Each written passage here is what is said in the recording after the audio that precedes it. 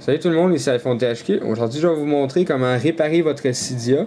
Donc, qu'est-ce que je veux dire par réparer? C'est tout simplement réparer vos sources. Si vous avez mal rentré une source, vous avez mal orthographié, vous avez pesé sur Enter, vous allez le rentrer, puis là, à chaque fois que vous ouvrez Cydia, ça vous dit erreur.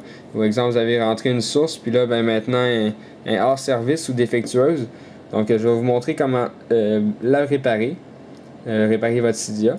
Fait que, tout simplement, qu'est-ce que vous avez besoin de... C'est votre appareil. Ça vous prend pas d'ordinateur, rien. C'est que vous n'avez même pas besoin d'aller en SSH.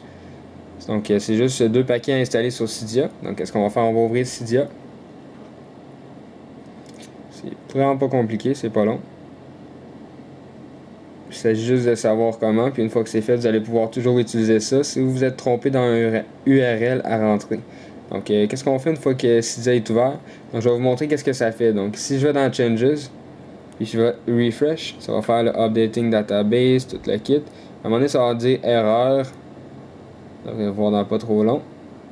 Erreur comme ça, subprocess. Puis là, ça dit erreur refreshing data.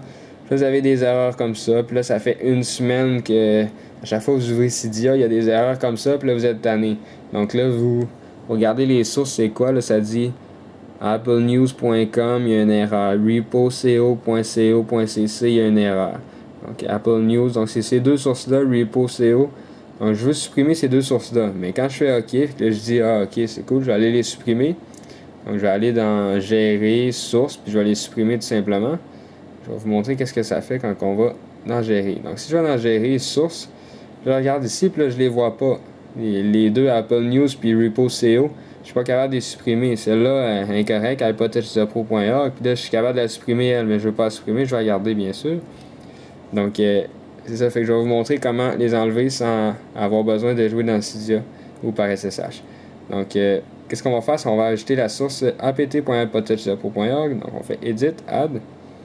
Et on ajoute apt.hypothesepro.org. Donc, comme ça ici, apt.hypothesepro.org. Donc, vous faites Add Source. Puis ça va faire rafraîchissement des données. Vous allez avoir des erreurs, bien sûr, puisque lorsque vous faites ça, vous avez des erreurs. Faites juste tout simplement cliquer sur OK. Puis vous allez avoir la source qui va s'ajouter. Donc moi, je ne le ferai pas. Je vais peser sur Cancel. Une fois que c'est fait, on va aller dans l'onglet Search, rechercher.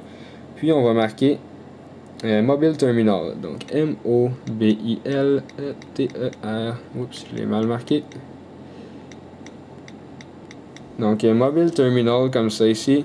Donc, prenez pas celui de Cydia, Telesforeo, je sais pas trop.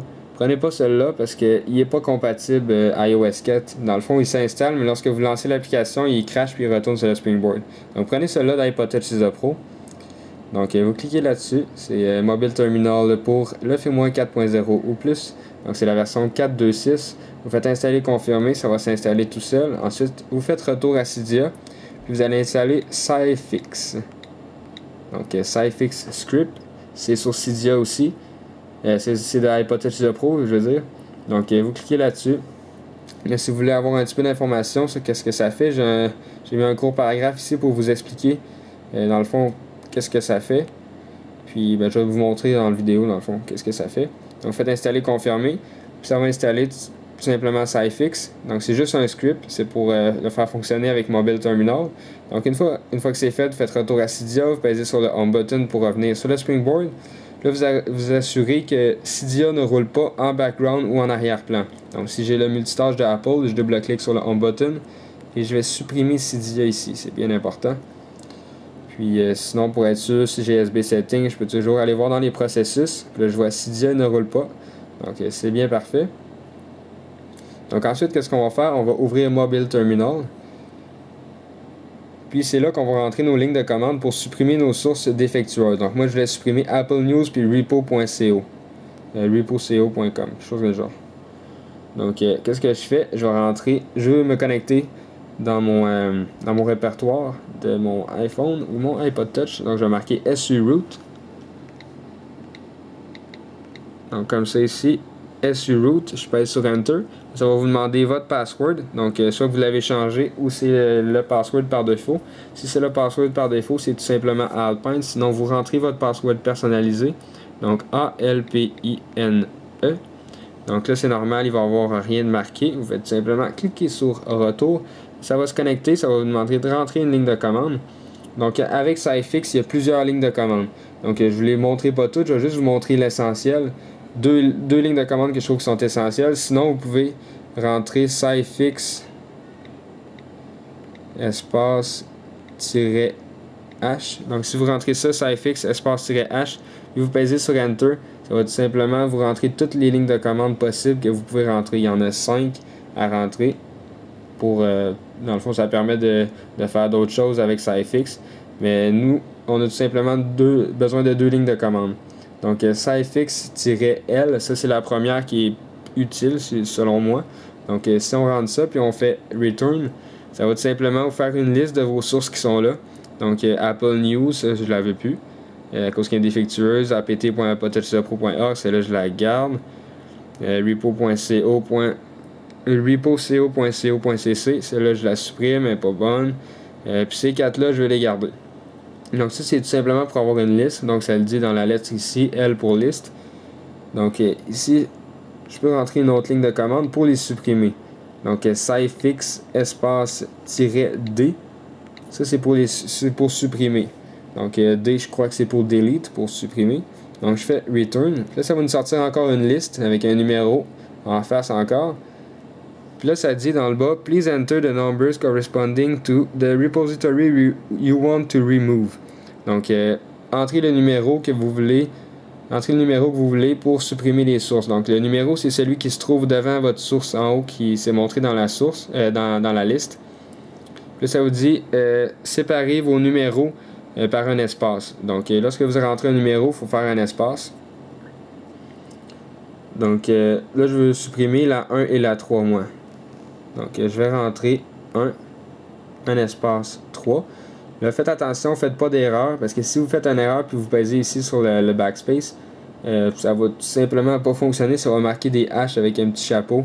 Là, ça marchera pas, puis vous allez avoir des erreurs. Fait que faites attention pour pas faire d'erreur quand vous allez rentrer. Donc, vous marquez 1 espace 3, ben, le numéro de votre source, vous voulez supprimer. Donc, là, moi, j'ai rentré ces deux-là. Donc, je fais tout simplement cliquer sur Return. Puis là, ça va faire le processus. Ça ne devrait pas prendre trop longtemps, que c'est juste 2 sources.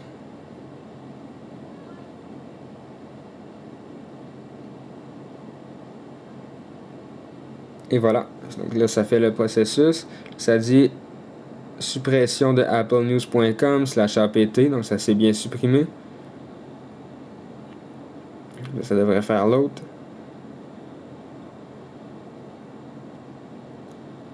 Et voilà. Donc là, ça dit removed Apple News, remove repo co.0cc.